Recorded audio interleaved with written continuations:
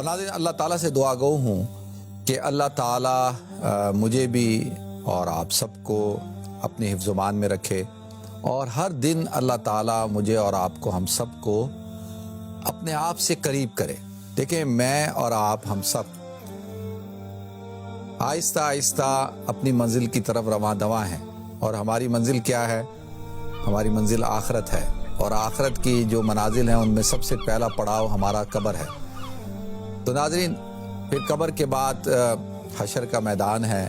حشر کے میدان کے اندر پھر حساب کتاب ہوگا۔ حساب کتاب ہونے کے بعد پھر یا تو جنت ہے یا جہنم ہے۔ تو اللہ تعالیٰ سے جو ہے دعا کرنی چاہیے کہ اللہ تعالیٰ ہمیں کامیابی عطا فرمائے، اور آہستہ آہستہ جو زندگی گزر رہی ہے، ابھی میں یہ لفظ اس لیے استعمال کر رہا ہوں کہ آہستہ آہستہ، کیونکہ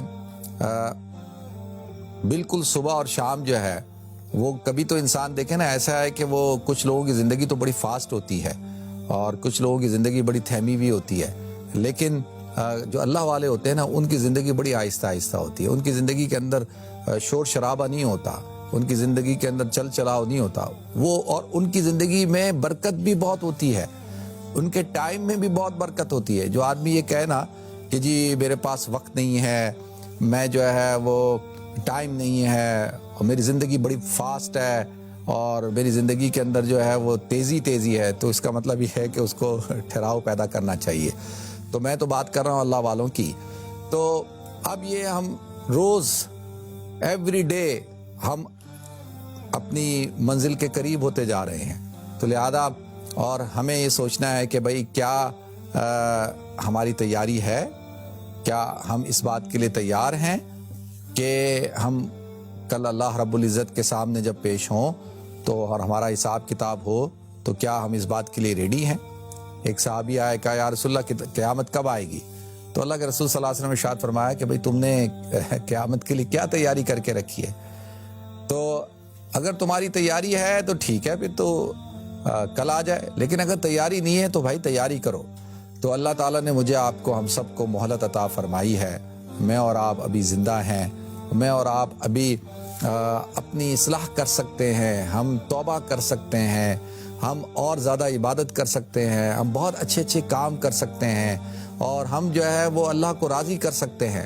دیکھیں، دنیاوی چیزیں، دنیاوی معاملات، یہ ساری چیزیں جو ہے ختم ہونے والی نہیں ہیں۔ مجھے ترس آتا ہے ان لوگوں پر کہ جو اب دادا اور دادی ہیں، نانا اور نانی ہیں، اور اب وہ اپنے پوتے پوتیاں اور نواسے نواسیوں کی فکر کر رہے ہیں، اور اب ان کے بارے میں فکر مند ہو کے بیٹھے ہوئے ہیں کہ بھئی ان کا کیا بنے گا، ان کا مستقبل کیا ہوگا۔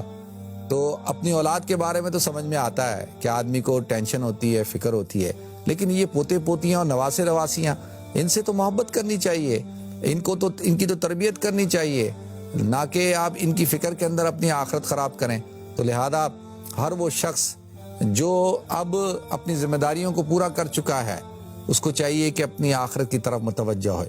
شاہ عبد القادر جیلانی رحمۃ اللہ علیہ ارشاد فرماتے ہیں کہ مجھے ترس آتا ہے ان لوگوں پر جو بڑی عمر کے ہیں، 60 سال سے زیادہ عمر ہو چکی ہے، اور وہ اس فکر میں ہیں کہ وہ گھر بنا لیں، یا دنیاوی معاملات کے اندر لگے ہوئے ہیں، باغات کے اندر لگے ہوئے ہیں، یا چیزوں کے اندر لگے ہوئے ہیں، اور یہاں پہ وہ اپنے گھر کو بنانے کے چکر میں ہیں، گھر کو سجانے کے چکر میں ہیں، اور وہاں پہ ان کی قبر تیار ہو رہی ہے، اور اس قبر کی آرائش اور زیبائش کے فکر میں نہیں ہے۔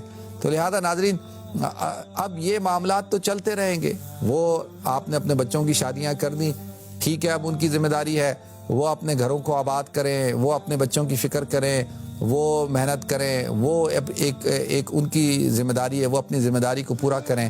یہ آپ کی ذمہ داری نہیں ہے، آپ نے اپنی ذمہ داری کو پورا کر دیا، بس اب آپ اپنی آخرت کی تیاری کریں۔ تو اللہ مجھے بھی توفیق دے، آپ سب حضرات کو توفیق دے، اور اللہ تعالیٰ جو ہے ہم سب پر اپنے خصوصی کرم کا، فضل کا معاملہ فرمائے، اور اللہ تعالیٰ مجھے اور آپ کو، دیکھیں میں بھی بڑا کمزور ہوں، اور یقینی طور پر انسان کمزور ہوتا ہے، تو اللہ تعالیٰ ہمیں آزمائش سے بچائے۔ ہر وقت دعا مانگنی چاہیے کہ اللہ تو ہمیں عافیت والی زندگی عطا فرما، عافیت والا ہمارے ساتھ معاملہ فرما، ہمیں کسی آزمائش میں نہ ڈال، کیونکہ انسان کمزور ہے، اور انسان جب کسی آزمائش میں پڑ جاتا ہے تو اس کے لیے جو ہے بڑا مشکل ہو جاتا ہے، اور اس میں ہو سکتا ہے کہ وہ ناکام ہو جائے، اور کہیں اس کی تباہی و بربادی نہ ہو جائے، کہیں وہ گمراہ نہ ہو جائے.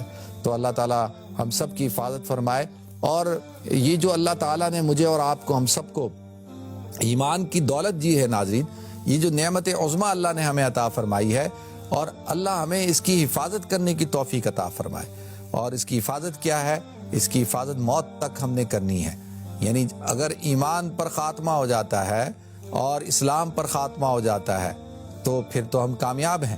اگر اس سے پہلے اگر کوئی گمراہ ہو گئے، اس سے پہلے اگر کوئی ایسا کام ہو گیا جس کی وجہ سے کہیں ہمارا ایمان سلب نہ ہو جائے، تو یہ بڑی جو ہے ناکامی کی بات ہوگی.